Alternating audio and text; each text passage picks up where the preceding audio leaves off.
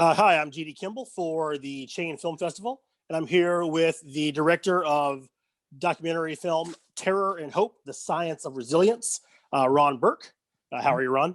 I'm doing great.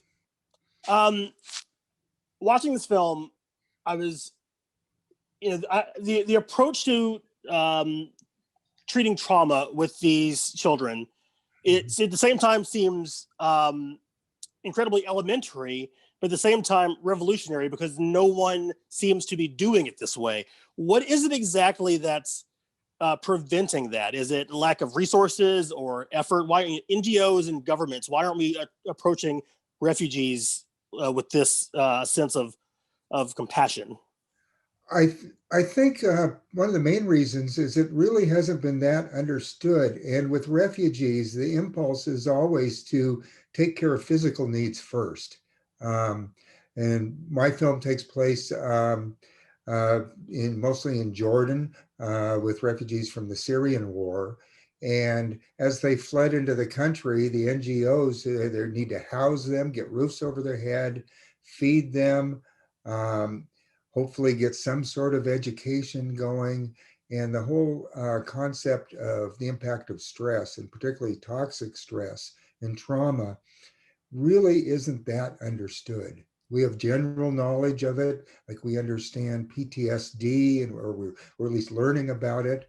But I think it's always sort of a secondary thing. But a lot of it is we understand that there's certain levels of stress, but what's going to be the most effective in mitigating that stress, to especially with the children, to hopefully give them a successful future. And of course, if they're not getting nourishment, if they're not they don't have a family structure, that's a big issue. So again, I think we're just coming to the point where we're discovering this really needs to be studied a lot clearer. And that's what my film is about, following the researchers, trying to learn best practices about, okay, what's successful and what isn't successful in helping these kids. Right, because it seems so counterintuitive, but unfortunately I think there's this mistaken idea that people from parts of the world where trauma is so part of the fabric of where they come from, you hear people say things erroneously like, oh well, that refugees, etc., are harmed less because of their, it's just, oh, they're used to it, and that kind of thinking. Yeah. It's a very odd thing. But what your film makes so very clear is that the exact opposite is true. That these children are so hurt, and so what role do you believe that simple bigotry has to do with our lack of understanding of the plight of the refugee? Oh, I think that's a huge part of it. Right. They are the other. They're not Mhm. like us. And I think a lot of people don't even consider that or think about that. And I think that was one of my main reasons for making this film, was so hopefully people in the developed world can better understand really what these families and these children go through. When I was making this film, the refugee crisis on the US southern border was in full bloom, kids in cages and that Mhm. whole thing. And I think a lot of people, it's real easy to come up with political solutions, but they're not necessarily the right solutions for individual families and definitely for individual children. So I think it's hard for a lot of people to consider refugees as individuals, much like themselves, and hopefully people can see that a Syrian child without a home that's lost family members in the war, that child really is no different than the child they have in Cincinnati or Newark. It's we all have problems and they're all issues, but the kids themselves are just kids, and their Right. needs are the same needs as our children have.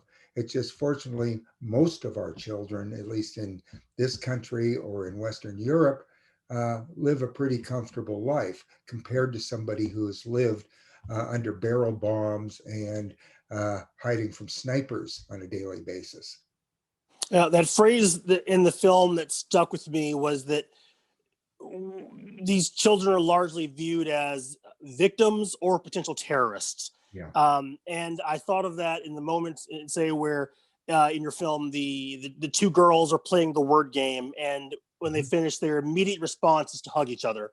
Yeah. Or just the young boys playing soccer. This idea that we have othered and dehumanized children, anyone, quite frankly, but specifically these children, it's devastating. And I think this is a film that everyone should absolutely see for that reason. So because of this new way of thinking about this issue and this problem, what do you see as the future of science meets compassion? Because we often think of those two things as being incompatible, and we're also in a society where both science and compassion seem to not be very fashionable right now. Right. You're absolutely right. And that was the big aha for me, because when I went into this, my mind was a scientist was somebody that didn't show much emotion. They're off in a laboratory, they've got the white coat and the microscopes are and they're involved with abstract problems. And at least the scientists in this films are very different. They are human beings, just like the aid workers working for UNICEF or Mercy Corps. They really are there for the exact same reasons, except they're applying their expertise as trying to understand really what is happening in the human body and in the brain, and hopefully then come up with some ways to have better outcomes. But that was, to me, was the big aha, was that really scientists are just like the rest of us, and they are doing their work for the same reasons, to hopefully make the world a better place. Well, so how do you think we move forward with it? Is it the making people understand the science, or making people feel compassion? Which is the way forward, do you think? I think the way forward is not to separate the two. Scientists do their work.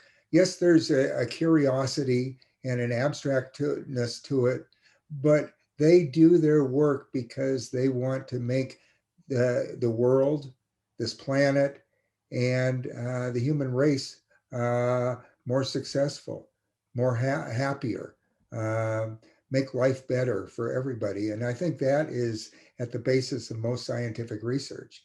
Some of it may seem sort of abstract, but they're not doing it just for fun and games. There is a compassion, an element of compassion, I believe, in most science. Now, the scientists I was working with were social scientists.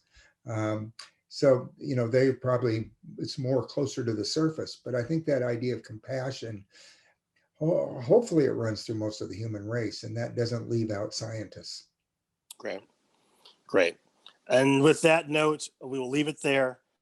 Ron Burke, thank you so much. The film is Terror and Hope, the Science of Resilience. It's wonderful, and congratulations. Well, thank you very much. Here with Janet Jarman, director of Birth Wars. In a documentary, any documentarian, it requires such trust and intimacy with your subjects. And I thought, especially in this film where you're dealing with issues that are even more intimate and require even more trust of a documentarian, how do you establish that trust in such tight-knit communities? Right. Establishing trust has always been something I've tried to do in my work, because the topics that I choose require really intimate access. And this one is probably the most intimate access I've ever had to work on. So I think the most important element is spending time with people and approaching them with sincerity and and in time explaining what your intentions are, explaining the story that you want to, you hope to tell, which is mostly about their life. It's telling them that it's letting them know that it's their story and not yours. So I think throughout my career, time has been something that's been really important. And I don't think if I hadn't been able to do a feature-length film, I wouldn't have had that time or made that time or had that the opportunity. Means so much to me because I could tell a much deeper story. Right. And you know, and there's such a frustration, and I think one of the strengths of the film is that we become so invested in everyone so quickly. There's such immediacy, and there are two images that really stood out to me. One is with the orientation in the medical school with the women who've come for orientation, and then as the camera goes wide, you see the portraits of these very stern patrician men overlooking the classroom.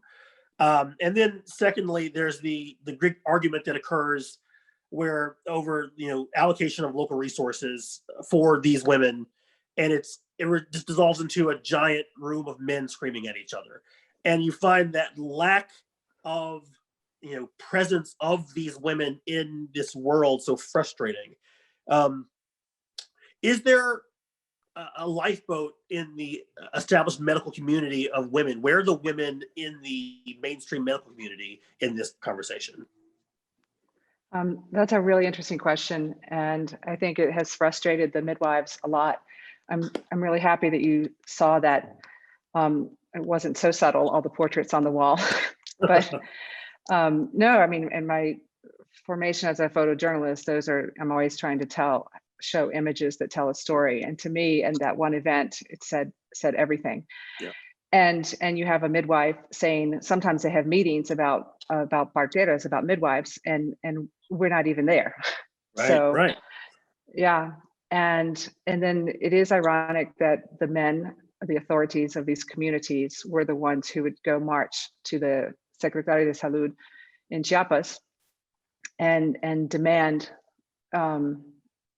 improvements for their communities, and knowing that women were part of their communities. But in this area, the men definitely hold a lot of the authority. So I think there are a lot of women leaders in Mexico, and they're stronger and stronger all of the time. And there are a lot more female doctors, and I think they are starting to have a voice. But what's really interesting is these midwives have such a voice. And I hope that this film can show that and contribute to the dialogue, because I met some of the most empowered women I've met, and real fighters. And that is one of the images that I wanted to leave with this film, that there's a whole generation of midwives who have been practicing, but also a newer generation of younger dynamic midwives, and they're there, and they are going to be heard.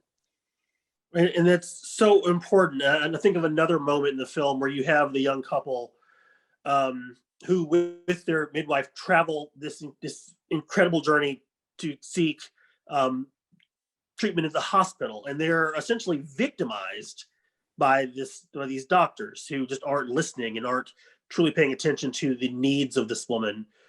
And I thought about that sort of entrenched power in the medical community and the resistance to understand what the midwives are even doing. And so for you documenting that, did you feel much pushback there or since then from the mainstream medical community in Mexico as you're trying to tell this story?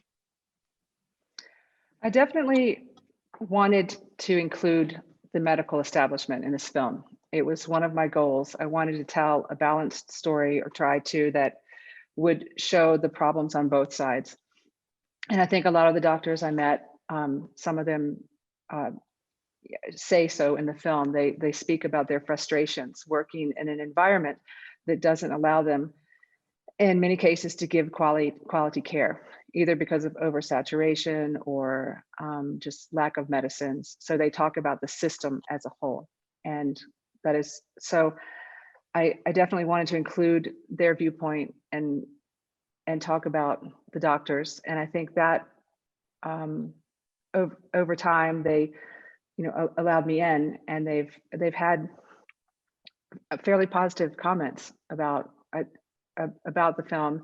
And many of the doctors, some of them have wanted to take it to the health secretary of their state, and medical students have stood up in audiences saying, thank you, because I'd like to take these, I didn't know what to expect of this film, but I'd like to take these ideas to my practice. And I tried to make it very clear that it wasn't a,